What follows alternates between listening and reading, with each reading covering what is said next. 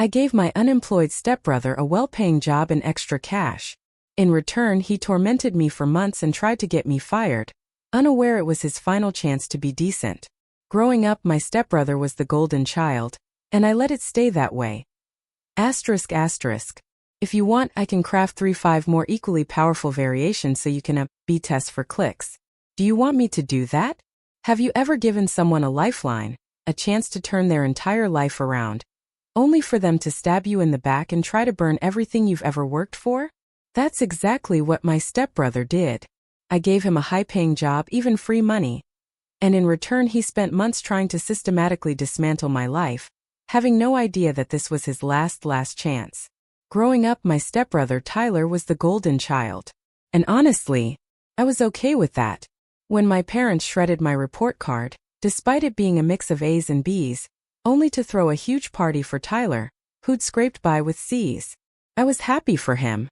Even when they yelled at me for being too quiet and ungrateful at the dinner table, while Tyler got double dessert just for bringing his plate to the sink, I just smiled. I knew this would all benefit me in the long run. And I also knew it would create an irreversible rift between us. I was right about both. I graduated high school with honors, thanks to an inferiority complex that fueled my study habits like rocket fuel. Tyler, meanwhile, flunked out his junior year. The second I turned 18, I moved out, paid for my own apartment, and cut almost all ties. Tyler? By 17, he was already in legal debt. My parents actually stopped talking to me the day I left, and I didn't reach out for holidays or birthdays. The only thing I did was discreetly send Tyler $200 in cash every 2 months. Just enough so he wouldn't be completely reliant on them. Other than that, silence. I heard he'd somehow landed a supervisor job at McDonald's, and honestly, I liked it that way. I wanted them to have no idea how I was doing. I waited. I waited until I graduated college, bought a nice car, a condo, and secured a steady, high-paying job. Now I thought this will show them. I figured it was finally time to see them again. What I got instead was a Thanksgiving that's burned into my memory forever. I showed up in an old Navy outfit, but I also brought a fat check and a job opportunity for Tyler. My stepdad opened the door. I almost gasped. He looked so much older, so worn. My mom, on the other hand, her face was eerily smooth, pumped full of Botox. To my surprise, they actually welcomed me in, but I never let my guard down. And it wasn't until all of us, Tyler, my stepdad, and my mom, sat down in the living room that their veneer of kindness crumbled. We started with updates. And that's when I found out Tyler had been fired from McDonald's after only a year, and had been unemployed ever since. My heart actually lifted a little. This was it. My chance. Well, I started. I work at a bank and we're currently looking for. Oh, look at me. I get paid for using a calculator and wearing a suit. He interrupted, his voice a mocking falsetto. I just stared at him blankly. My parents, though? They were laughing their butts off. 8 years. It had been almost 8 years since I'd seen him. Surely he wasn't still a man-child, right? I tried to brush it off as a dumb joke and continued. But every time I opened my mouth, he'd make funny faces or mumble "desk monkey" under his breath. I sighed. And for the first time, I saw Tyler for exactly what he was. A deadbeat loser. So I gave up on the job offer. Instead, I just pulled out the $15,000 check from my pocket and handed it to him. But instead of even a nod of thanks, he went too far. Bet your dead daddy's real proud you turned out to be a money parasite, huh? My face dropped. Instantly, a wave of such intense anger washed over me that my neck and face began to burn. I stood up, my fists clenched at my sides, ready to walk straight to him. He stood up too. But instead of facing me, he turned and ran, locking himself in the bathroom. My parents? They practically glued themselves to the couch, desperate not to be involved. I simply walked over to the bathroom door, slowly, deliberately, and began to unlock it from the outside, taunting him. Hey, Tyler. I called out, my voice dangerously calm. Did you know I was going to offer you a job with a starting pay of $60,000 today? Silence. But hey, I continued, a cruel smile touching my lips. If you'd rather beat your hot dog all day while watching girls who will never want you, all from the childhood bedroom you never moved out of, then more power to you. More silence. I didn't even bother opening the door after that. I just left. A tiny part of me was furious I'd let him keep the check, but mostly I was still glad I'd been able to help him. Turns out Tyler didn't want the check. He didn't want the job. He wanted to ruin my life. I didn't realize it yet, but my comments had stung him so deeply he decided to use them to destroy everything I'd ever worked for. About a week later, I started getting weird calls at work. Someone would ask for me by name, then hang up when I answered. Then my email inbox got flooded with subscription confirmations. Somehow, someone had signed me up for every porn site newsletter imaginable. My work email, mind you, not my personal one. I changed my password, set up two-factor authentication, and tried to move on, thinking it was a one-time thing. Then my neighbors started giving me strange looks in the hallway. Turns out someone had plastered flyers all over my condo building, claiming I was running an illegal business from my apartment. The flyers had my full name and unit number. I knew immediately it was Tyler. But how? How did he even know where I lived? The check I'd given him had my bank's address, not my home address. It took a couple days of paranoid thinking before it hit me. My mom. She'd asked for my address last year to send a Christmas card. She never sent anything, but obviously, she'd given the info to Tyler. Things escalated fast. I started getting packages I never ordered.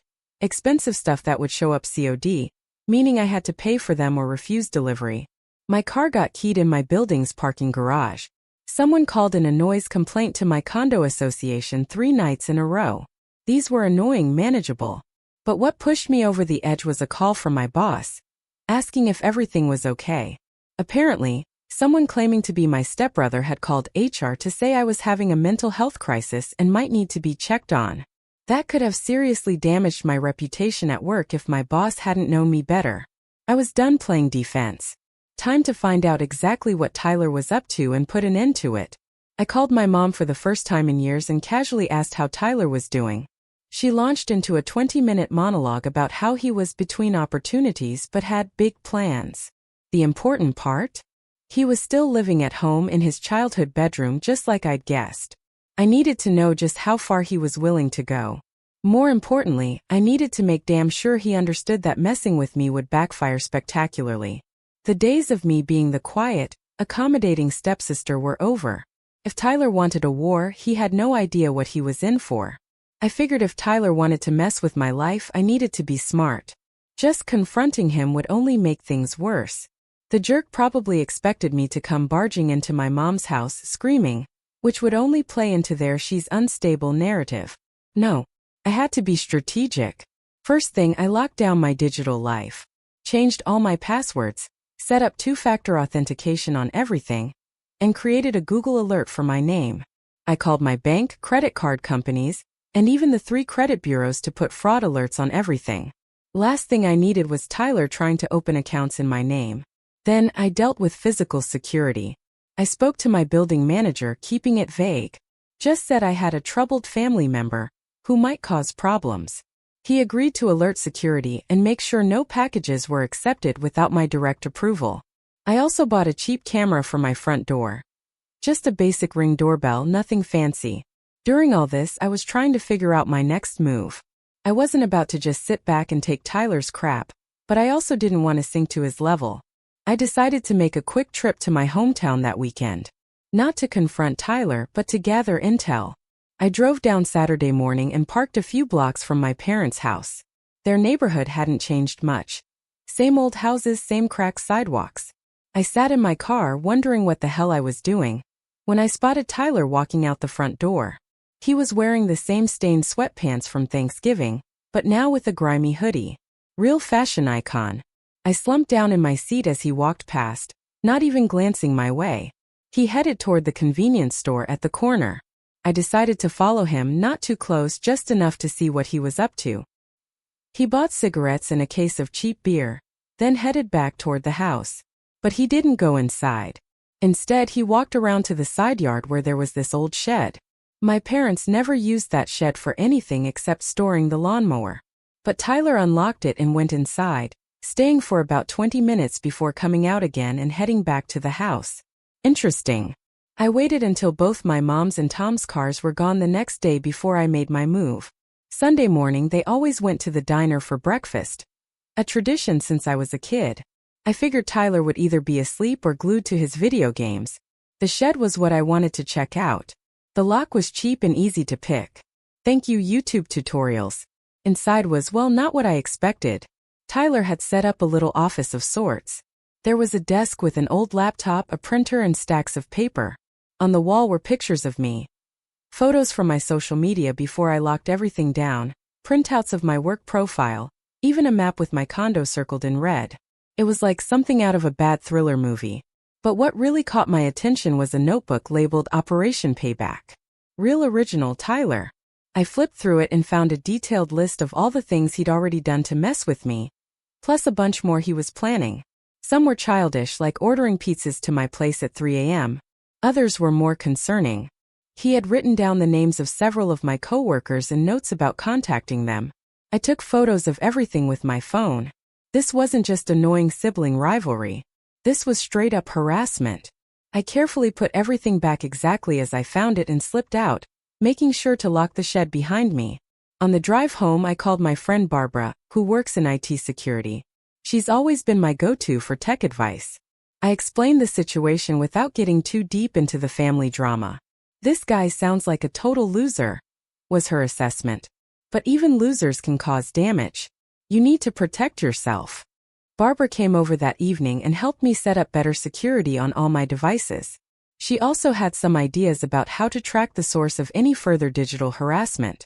We ordered takeout and spent the whole evening getting everything locked down. You know, Barbara said between bites of pad thai. You could just report him to the police for harassment. I shook my head. Not yet. I want to see what he does next. Playing with fire much? Barbara raised an eyebrow. Maybe I was, but something in me wanted to handle this myself. Plus, involving the police meant potentially dealing with my parents, and I wasn't ready for that headache. The next couple of weeks were quiet. Maybe too quiet. I checked my camera footage daily, but no sign of Tyler. No weird calls, no packages, nothing. I almost started to think he'd given up. Then I got a call from an unknown number while at work. Against my better judgment, I answered. Hello, is this Alexandra? A woman's voice asked. Yes. Who's this? This is Karen from Credit Secure. We've detected some unusual activity on your accounts. It appears someone tried to open 3 credit cards in your name yesterday. My stomach dropped. I spent my lunch break dealing with the attempted identity theft. Thankfully, the fraud alerts I'd set up had prevented any actual damage, but it was clear Tyler was escalating. This wasn't just annoying anymore. It was potentially criminal.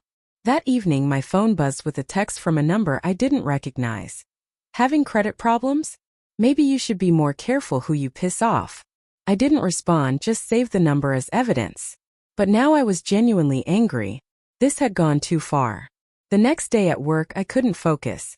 My mind kept drifting to Tyler and his stupid revenge schemes. During my afternoon break, I decided to check my personal email. And there it was. An email from my mom with the subject line, "We need to talk about Tyler." I opened it with sweaty fingers. It was brief. Alexandra, I don't know what's going on between you and your stepbrother, but he's been acting strange since your visit. Could you please call me? Mom. At least she used stepbrother this time. Some things do change. I didn't call her, but I did formulate a plan. If Tyler wanted to play dirty, I could play dirty too, but smarter. First step. I called the McDonald's where he used to work and asked to speak to the manager. I introduced myself as a potential employer doing a reference check on Tyler. The manager, a guy named Richard, laughed. Reference for Tyler? Lady, the only reference I'd give that guy is to stay far away. He was the worst employee I've ever had. Showed up late, left early, stole from the register, harassed female coworkers. We didn't fire him. He got arrested in the parking lot for selling weed. We just never put him back on the schedule after that. Interesting. Very different from the manager was jealous story my mom had told. I thanked Richard and hung up, then moved to step 2. I called Tyler's phone from a burner number I'd set up. Yo, he answered. I disguised my voice slightly. Hey, is this Tyler? I heard you might be able to hook me up. I was taking a chance here, but Richard's comment about selling weed made me suspect Tyler might still be dealing. Who's this? He sounded suspicious but interested. Name's Quinn. Jason from the auto shop gave me your number. Said you could help me out with some party supplies. There was a pause. Yeah, I can help you out. What are you looking for? We arranged to meet at the convenience store near my parents' house that weekend. I hung up, feeling a mix of triumph and nervousness. I had no intention of actually buying drugs from my loser stepbrother. I just wanted confirmation of what he was up to. The rest of the week passed without incident. I took Friday off work and drove down to my hometown, checking into a cheap motel under a fake name. Paranoid? Maybe, but better safe than sorry. Saturday morning, I parked across from the convenience store and waited. Right on time, Tyler showed up looking around nervously. I had a baseball cap pulled low and sunglasses on, sitting in my car with the window cracked so I could hear. I watched as he paced around for about 10 minutes before pulling out his phone. A minute later, my burner phone rang. I didn't answer. He tried 2 more times, then texted, "Where you at?" I didn't respond. He waited another 15 minutes, getting visibly agitated, before finally giving up and walking back toward my parents' house. But he didn't go inside. He headed for the shed again. I gave him some time, then grabbed my phone and followed. This time I didn't go inside the shed. I just stood near the window, phone recording, as Tyler ranted to himself. Stupid no-show. Wasting my time. Could have been a setup. Need to focus on the plan anyway. I heard him shuffling papers around. Then Alex won't know what hit her. By the time I'm done, she'll wish she never came back. That's when I heard a sound that made my blood run cold. The unmistakable click of a gun being handled. I nearly dropped my phone but managed to keep recording. Should have seen her face when I mentioned Dad. Tyler laughed to himself. Always was a sensitive little. I'd heard enough. I quietly backed away and returned to my car, heart pounding. The recording wasn't crystal clear, but it was enough to make me seriously concerned. Was Tyler actually dangerous or just talking big to himself? I decided not to take chances. When I got back to the motel, I copied the recording to my laptop and then called Barbara. I think my stepbrother might actually be dangerous, I told her, trying to keep my voice steady. Define dangerous, Barbara replied. Like, I think he might have a gun and be planning something serious. Barbara was silent for a moment. Alex, you need to go to the police. I know, but... No buts. This isn't about family drama anymore. If you're genuinely concerned for your safety, you need to report it. She was right, of course, but I still hesitated. Going to the police meant this whole mess would become official. My parents would get involved. It would be messy. Then my phone pinged with a notification from my condo's security app. Someone was trying to get into my unit. The camera showed a delivery person with a large package. I hadn't ordered anything. I immediately called my building's security desk. This is Alexandra in Unit 412. I'm out of town and not expecting any deliveries. Please don't accept any packages for me. Too late, ma'am, the security guard said. The delivery person said it was perishable and needed immediate signature. Your stepbrother signed for it. My stepbrother? I don't have a stepbrother in town. There was an awkward pause. Tall guy, kind of heavy-set beard. Said he was house-sitting for you while you're away. He had a key and everything. I felt like I might throw up. That's not my stepbrother. That's someone impersonating a relative. He doesn't have permission to be in my unit. Please call the police immediately. I hung up and called Barbara, who lived about 15 minutes from my building. Barbara, Tyler is at my condo. He somehow got a key. Building security is calling the police, but can you go over there? On my way, she said without hesitation. While I started the 3-hour drive back home, Barbara kept me updated via text. The police had arrived, but Tyler was already gone. The perishable delivery turned out to be a box of rotting fish he'd left on my kitchen counter. Classic Tyler. Childish and disgusting. The police took a report but said there wasn't much they could do since nothing was stolen, and the damage was minimal. They advised me to change my locks and file for a restraining order. By the time I got home, Barbara had already called a locksmith who was just finishing up. My apartment reeked of fish despite Barbara's efforts to clean up. I was exhausted, angry, and scared, but mostly, I was done with being Tyler's punching bag. I need to end this, I told Barbara as we sat on my balcony to escape the smell. Not just stop him, but make sure he can never pull this kind of crap again. What are you thinking? Barbara looked concerned. Something legal, I assured her. But effective. The next day was Sunday. I knew my parents would be at their usual diner breakfast, and Tyler would likely be sleeping in. Perfect timing for me to make some calls. First, I called a friend who worked at the DMV. I wasn't looking for anything illegal, just confirmation of some suspicions. Sure enough, Tyler's driver's license had been suspended 6 months ago for unpaid tickets and driving without insurance. Yet, I'd seen him driving my mom's car just yesterday. Next, I called a college buddy who'd become a paralegal. She helped me understand exactly what constituted harassment and identity theft in our state, and what evidence I'd need for a restraining order. I had plenty. Then I called my boss. I explained the situation briefly and asked for Monday off to handle some family issues. He was understanding. Finally, I called my mom. She answered on the third ring, sounding surprised to hear from me. Alexandra, is everything okay? Not really, Mom. We need to talk about Tyler, in person. Can I come over tomorrow morning? There was a long pause. I suppose that would be fine. Tom will be at work, but... Good. I'd rather talk to you alone first anyway. I'll be there at 10 o'clock. I spent the rest of Sunday preparing. I organized all my evidence. The photos of Tyler's Operation Payback shed, the recordings, the credit fraud attempts, everything. I backed it all up to the cloud and made physical copies. If Tyler had taught me anything, it was to be thorough. Monday morning, I dressed carefully in a simple blouse and slacks. Professional but not intimidating. I didn't want my mom to feel like I was coming in to attack her, even though part of me blamed her for enabling Tyler all these years. When I arrived, my mom looked nervous. She'd clearly made an effort. Her hair was done, and she was wearing a nicer outfit than her usual loungewear. The house was spotless, too. It reminded me of how she used to frantically clean before my stepdad got home from work. Is Tyler here? I asked as I stepped inside. She shook her head. He went out early. Said he had some business to take care of. Great. That could mean anything from selling drugs to vandalizing my car again. I'd parked a block away just in case. We sat in the living room, awkwardly perched on opposite ends of the couch.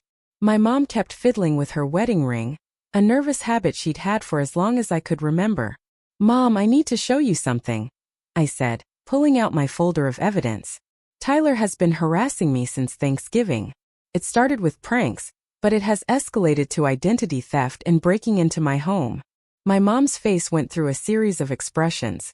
Confusion, disbelief, defensiveness, and finally, a kind of resigned acknowledgement. He's been troubled, she said weakly. Ever since you came back, he feels like you're showing off, making him look bad. Mom, I gave him $15,000 and offered him a job. How is that making him look bad? She didn't have an answer for that. I showed her everything. The photos of Tyler's shed, screenshots of the credit card fraud attempts, the building security footage of him entering my condo. With each piece of evidence, she seemed to shrink a little more into the couch. I don't know what you expect me to do, she finally said in a small voice.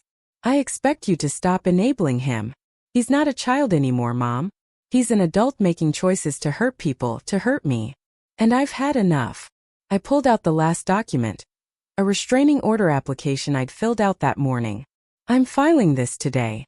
Tyler will be legally barred from contacting me, or coming near my home or workplace. If he violates it, he'll be arrested. My mom started to cry.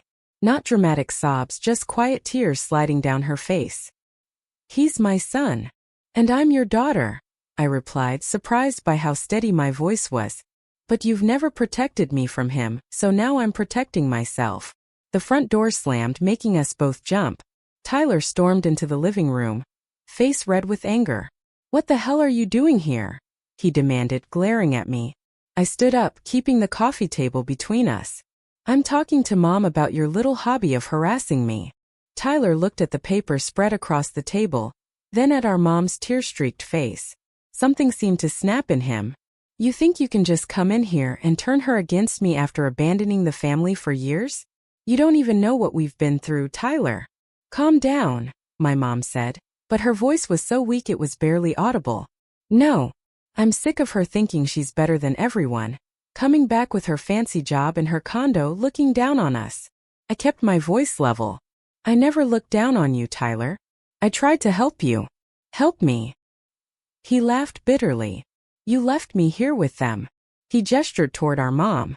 Do you know what it's been like being the only one they could focus on, the only one they could criticize and control? You escaped and I got double the pressure. That wasn't what I expected him to say. For a moment, I almost felt sorry for him.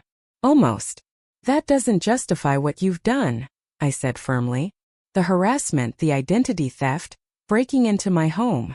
Tyler's face changed, a smirk replacing the anger. Prove it was me. I pointed to the evidence on the table. Already did. The smirk faltered. He looked down at the papers, then back at me. So what? You gonna call the cops on me now? If I have to. He took a step toward me and I instinctively backed up. That's when I noticed the bulge in his jacket pocket. Was that the gun I'd heard him handling? My mom saw it too. Tyler, what's in your pocket? He ignored her, keeping his eyes on me. You always think you're so smart, don't you? Little Miss Perfect with her perfect life. My life isn't perfect, Tyler. I just worked for what I have instead of trying to tear down others. Worked for it? He shouted, making both me and my mom flinch. You had every advantage. Dad always liked you better. Teachers always helped you more. Even when you left, you had it easier because no one expected anything from you. I was confused. Tom never liked me better. He barely tolerated me. I had always assumed Tom disliked me. He was cold, critical, and seemed annoyed by my very presence throughout my childhood. It never occurred to me that his attitude toward me might have changed after I left. Not Tom, Tyler spat. My dad. Your stepdad. You weren't the one who had to live up to impossible standards. You weren't the one who got compared to his brilliant stepdaughter every single day after you left. Well, that was a plot twist I hadn't seen coming. I glanced at my mom, who was looking anywhere but at us. Is that true? I asked her. She sighed deeply. Tom changed after you left. He was proud of how independent you were. Started wondering why Tyler couldn't be more like that. I almost laughed at the irony. All those years I thought Tyler was the golden child. And apparently, he'd been living in my shadow after I left. But that still didn't excuse his behavior. Tyler, I said carefully, noticing his hand drifting toward his pocket again. Whatever happened in the past, it doesn't justify what you're doing now. This needs to stop. Or what? He challenged. Or I'll file this restraining order today. And I'll press charges for identity theft and breaking and entering. That's serious jail time, Tyler. He pulled his hand out of his pocket, but instead of a gun, he was holding my mom's car keys. Good luck proving anything. I'm out of here. Tyler, wait. My mom called, but he was already heading for the door. I remembered what my DMV friend had told me.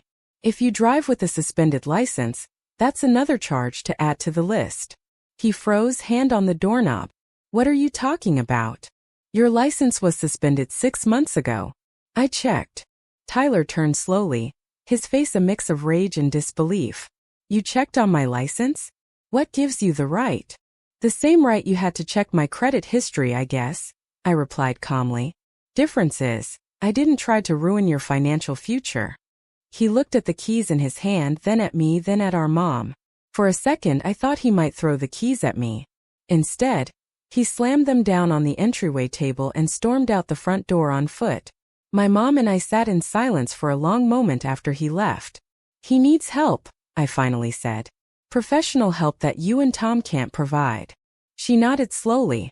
I know we've known for a while, but every time we suggested it, he threatens to leave and I can't lose another child.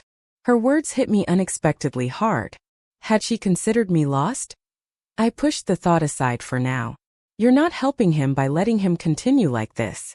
He's destroying his life, and trying to destroy mine. What are you going to do? She asked quietly. I gathered up my evidence and put it back in the folder. That depends on Tyler. If he stops the harassment completely, I won't file the restraining order or press charges. But if there's even one more incident, I'm going to the police with everything I have. I stood up to leave, but my mom caught my hand.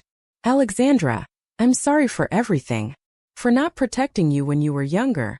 For letting things get this bad with Tyler. It was the first real apology I'd ever heard from her. I didn't know how to respond, so I just nodded and gently pulled my hand away. I'll let myself out, I said. As I walked to my car, I felt lighter somehow. Not because I'd won against Tyler, but because for once I'd stood up for myself without backing down. The ball was in his court now. Little did I know, Tyler was about to serve it back with a vengeance. 2 days later, I was at work when my personal phone rang with a number I didn't recognize. I almost ignored it but decided to answer. Hello, is this Alexandra? A woman's voice asked. Yes. Who's this? This is Patricia from Westside Hospital. We have your stepbrother Tyler here in the emergency room. You're listed as his emergency contact. My heart skipped a beat. Is he okay? What happened? He's stable, but he's been in an accident. He's asking for you. I told my boss I had a family emergency and drove to the hospital, my mind racing. Was this legitimate, or another one of Tyler's schemes? Only one way to find out. When I arrived at the ER, I was directed to a curtained bed where Tyler lay, looking pale and drawn. His right arm was in a cast, and he had a nasty gash on his forehead. You came, he said when he saw me, sounding genuinely surprised. What happened? I asked, staying near the foot of the bed. Tried to cross the highway on foot. Wasn't paying attention. He looked away. Clipped by a truck. Why were you crossing the highway? He shrugged his good shoulder. Going to a friend's place. The nurse came in then, checking Tyler's vitals. The doctor wants to keep him overnight for observation because of the concussion. Do you have his insurance information? Tyler looked panicked. I told you I don't have insurance. The nurse looked at me expectantly. I felt conflicted. Even after everything Tyler had done, seeing him injured and vulnerable stirred something in me. A sense of responsibility that I couldn't quite shake. This was still the boy I'd grown up with. The kid who'd been shaped by the same dysfunctional home I'd escaped from. I could have walked away. I kind of wanted to. But instead I pulled out my wallet. I'll handle the paperwork, I told her. Can you give us a minute? When she left, Tyler wouldn't meet my eyes. You don't have to pay for this. I know. I can't pay you back. I know that too. We sat in uncomfortable silence for a moment. Why'd you come? He finally asked. After everything I did? I considered the question. Because despite everything, you're still family, and I wanted to make sure you were actually hurt and not just luring me into another trap. He almost smiled at that. Fair enough. I leaned forward, making sure he was looking at me. This is it though, Tyler. My last act of goodwill. If you ever try to mess with my life again, I won't hesitate to use everything I have against you. Understand? He nodded slowly. Yeah, I get it. Good. Now I'm going to pay your hospital bill and give you one more chance to turn things around. What you do with it is up to you. As I stood to leave, he called out. Alex. I turned. What? I'm sorry for the dad comment at Thanksgiving. That was too far. It wasn't a full apology, but it was something. I nodded acknowledgement and went to find the billing department. I couldn't know then if Tyler was truly remorseful or just saying what he thought I wanted to hear. All I knew was that I was done being a victim. Whether Tyler changed or not, I would be okay. I had built a life for myself, and no one, not Tyler, not my mom, not Tom, could take that away from me. I paid Tyler's hospital bill, left my contact information for the doctors, and walked out into the sunshine, feeling for the first time like I was completely free of my family's dysfunction. Whether this was the end of Tyler's revenge or just a temporary truce, I was ready for whatever came next. Leaving the hospital that day, I had no idea if I'd just made the biggest mistake of my life, or finally broken through to Tyler. Part of me was waiting for the other shoe to drop, like maybe the whole accident was an elaborate scam to get me to pay his hospital bills. But according to the doctors, his injuries were definitely real. The concussion was mild, but the broken arm would take weeks to heal properly. I tried to put Tyler out of my mind and focus on work for the next few days. I'd done what I could, paid his medical bills, given him yet another chance, and made it crystal clear there wouldn't be any more opportunities after this one. Ball was in his court now. About a week after the hospital visit, I got a notification. It was a text from my mom asking if I'd heard from Tyler. Apparently, he hadn't come home after being discharged. I told her I hadn't heard anything and suggested maybe he was staying with a friend. She didn't seem convinced but thanked me anyway. 2 more weeks went by with no Tyler drama. No harassment. No weird packages. No credit card fraud attempts. I started to relax a little, thinking maybe the hospital scare had actually knocked some sense into him. Then my doorbell rang on a Saturday afternoon. I checked my security camera and froze. Tyler was standing outside my door, looking uncomfortable in clean jeans and a button-up shirt I'd never seen before. His arm was still in a cast, and he had dark circles under his eyes. I considered not answering, but curiosity got the better of me. I opened the door but kept the security chain on. "What are you doing here? Can I come in?" he asked, not meeting my eyes. "I just want to talk. Last time you were here, you left rotting fish on my counter." He winced.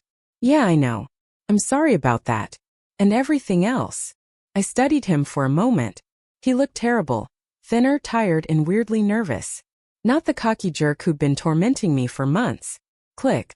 I closed the door to undo the chain. "And I'm recording this conversation on my phone," I added as I let him in. Tyler nodded and followed me to the living room, but didn't sit down.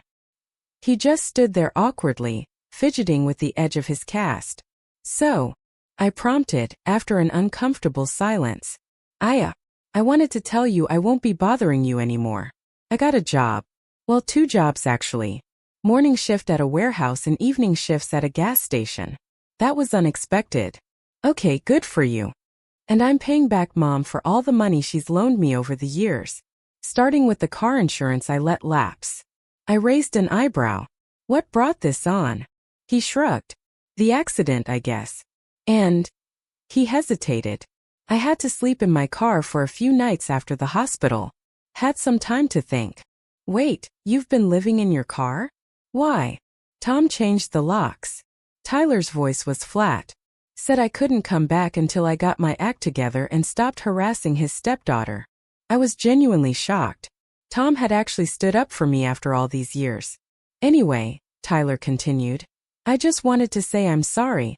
For real this time. The stuff I did was messed up. You didn't deserve it." I didn't know what to say. Part of me was suspicious. This was just another manipulation tactic, but he seemed sincere. "Where are you staying now?" I asked. "Got a room in a house with some other guys. It's not great, but it's a place to sleep that isn't a Honda Civic." Despite everything, I felt a twinge of sympathy. "Do you need money?" He shook his head quickly. "Nah. That's not why I came. I actually..." He reached into his pocket with his good hand and pulled out an envelope. "I wanted to give you this." I took it cautiously and looked inside. It was cash. Not a lot. Maybe a few hundred. "What's this for?" "It's the start of paying you back for the hospital bill, and the check you gave me at Thanksgiving." I blew through that money like an idiot. I stared at him, trying to figure out if this was for real. "Tyler, I don't need..." "I know you don't need it, but I need to pay it back." He looked at me directly for the first time. "I'm trying to fix things, not just with you but with everything." I set the envelope on the coffee table. "Keep it. Use it to get on your feet. But if you really want to pay me back, just stay on whatever path you're on right now. That would mean more than the money."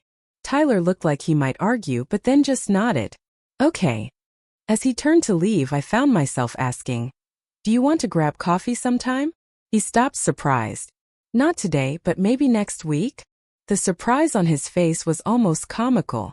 Yeah, that would be yeah." After he left, I sat on my couch feeling weirdly emotional. I wasn't naive enough to think one conversation had magically fixed years of dysfunction, but it felt like maybe, just maybe, there was a chance for something better. I called Barbara to update her on the Tyler situation. So he just showed up and apologized. Just like that. She sounded skeptical. I know it's weird, but he seemed different, like genuinely humbled. People don't change overnight, Alex. It wasn't overnight. It's been almost a month since the hospital, and apparently he's been homeless for part of that time. Barbara sighed. Just be careful, okay? Keep your guard up a little. She was right, of course. One apology didn't erase everything that had happened, but I couldn't help feeling cautiously optimistic. The next week, I met Tyler at a coffee shop halfway between my place and his new room. He was already there when I arrived, nervously shredding a napkin at a corner table. We made awkward small talk about the weather and his new jobs. He asked about my work and I gave him the sanitized version, still not ready to share too much. So, I finally said after we'd exhausted all safe topics, "How are Mom and Tom?" Tyler grimaced. "Mom's upset that I moved out. Keeps trying to convince me to come back home. Tom's actually been weirdly supportive of me finding my own place." "Really? That doesn't sound like the Tom I remember." "Yeah, well," Tyler hesitated. "After your visit there was a huge fight. Like bigger than I've ever seen. Mom was defending me. Tom was saying I needed consequences. It got pretty ugly. I felt a pang of guilt. I didn't mean to cause problems." "You didn't. This was a long time coming. Tom's actually been getting therapy for the past couple years. Something about managing his anger better." Tyler laughed humorlessly.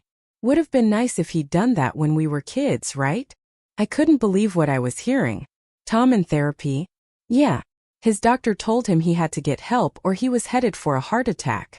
Turns out being an angry jerk all the time isn't great for your health." We both sat with that information for a moment. "Anyway," Tyler continued, "I think seeing all the evidence of what I'd been doing to you was a wake-up call for both of them, and for me, honestly." The conversation shifted then to childhood memories.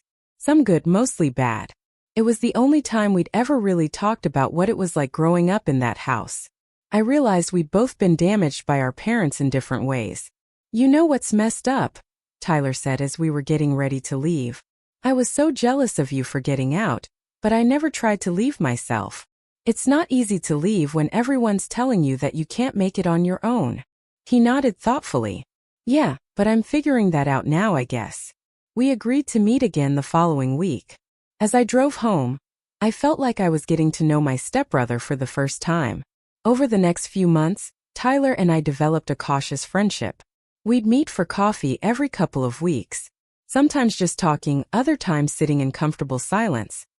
He was consistently working both jobs, had opened a bank account, and was slowly building a life for himself.